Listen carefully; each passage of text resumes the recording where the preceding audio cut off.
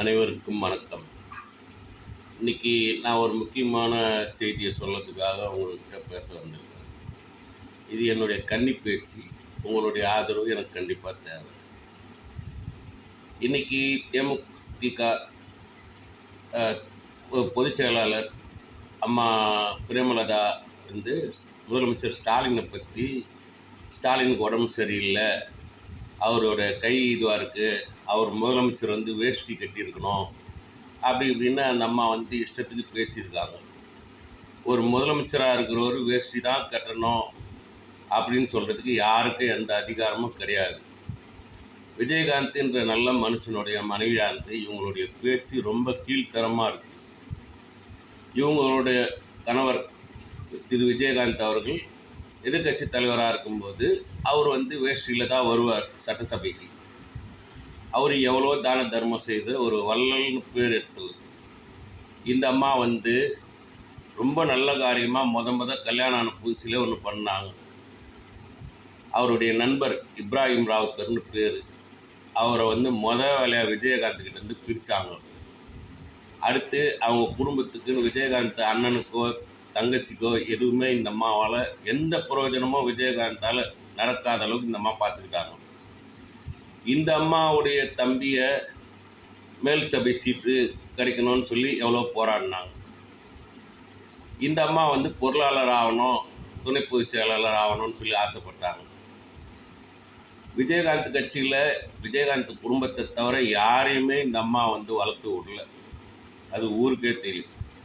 விஜயகாந்த் உடல்நிலை சரியில்லாத இருந்தப்போ இந்த அம்மாவோட பையன் வந்து விஜயகாந்த் கழுத்து வந்து ஒரு தள்ளி விட்டு விஜயகாந்த் தலைக்கீழே விழுற மாதிரிலாம் இருந்தது.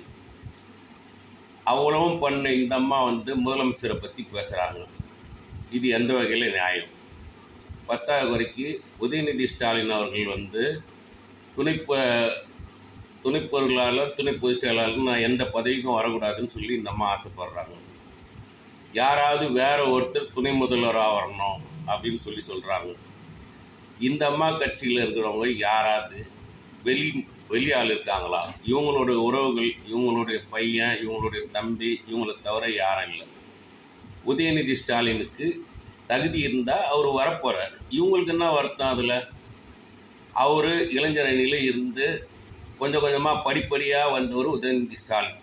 இந்த அம்மா பையன் மாதிரி எடுத்த உடனே மேல் சபைக்கு போகணும், இந்த அம்மா தம்பி மாதிரி மேல் சபைக்கு போகணும், எம்பி ஆகணும் அப்படின்னு சொல்லி ஆசைப்படல உதயநிதி. கஷ்டப்பட்டு முன்னுக்கு வந்திருக்கிறார் உதயநிதி. அப்படி இருக்கும்போது இந்த அம்மா தராதரம் இல்லாத ரொம்ப கீழ்த்தரமாக நடந்து பேசுறது எந்த வகையில் நியாயம்? விஜயகாந்த்ன்ற ஒரு நல்ல மனுஷனுக்கு இப்படி ஒரு பொண்டாட்டி தேவையா? இவங்களோட நோக்கமே பணம் தான்.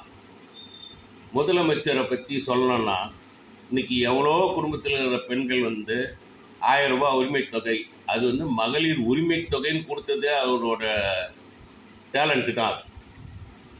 மகளிருக்கு உரிமை தொகைன்னு கொடுத்துருக்காரு. அந்த பேர்லேயே இருக்குது உரிமை, மகளிரோட உரிமைன்னு இருக்குது.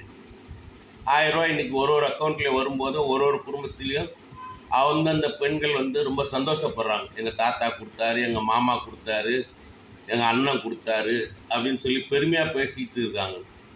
பஸ்ஸில் ஒரு வீட்டு வேலை செய்கிற பெண்கள் வந்து பஸ்ஸில் போனாங்கன்னா ஃப்ரீ பஸ்ஸில் தான் போகிறாங்க. அப்படி இருக்கும்போது அவங்களுக்கு 50 ரூபா டெய்லி மிச்சம் ஆகுது. ஒரு மாதத்துக்கு 750 ரூபா அது ஒரு தனியாக வருது. இவ்வளோ செய்த ஒரு நல்ல மனுஷனை பாக்கெட்டில் கை விட்டுன்னு இருக்கிறாரு பேண்ட்டு போட்டு அப்படி இப்படின்னு சொல்லி இந்த அம்மா வந்து இஷ்டத்துக்கு பேசியிருக்கிறாங்க. ரொம்ப மனசு வலிக்குது. இந்த அம்மா இந்த மாதிரி பேச்செல்லாம் நிறுத்திக்கணும்.